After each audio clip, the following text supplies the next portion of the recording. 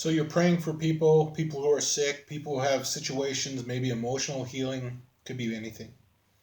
And as you're praying for them, you feel the power and the presence of God. You tell them that you do, you release it, you do everything you can do, but there's no manifest change. So what do? Do you slap that person upside the head with a big stick called lack of faith and start beating on them, saying, hey, if you only had enough faith, God would heal you, God would care for you? You know what? Maybe true, but you know, the Lord doesn't ask us to control other people. He asks us to control ourselves. And I'm a firm believer that if I had enough faith, it can be done. You know, there were people who came to Jesus, and some of them had faith, some of them believed.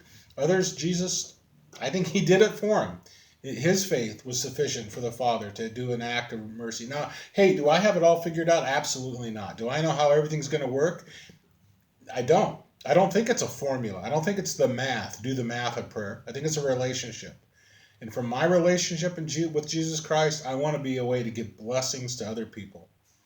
I want to have enough faith for them.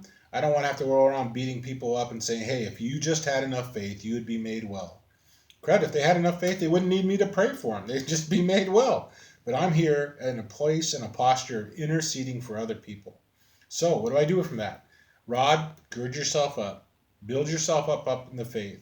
Pray in the Holy Spirit, having a faith that's alive and active, and give away what you can. And when I don't know what's going on, embrace humility, weakness, boundaries.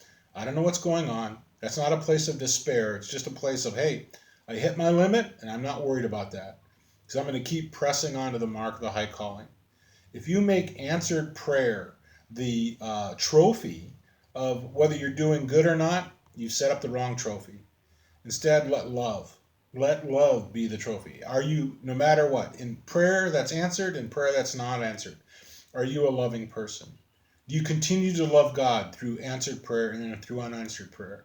Just live your way forward based upon this place of confident trust and adoring the Lord. And don't beat people up for what doesn't happen. You know, just keep going.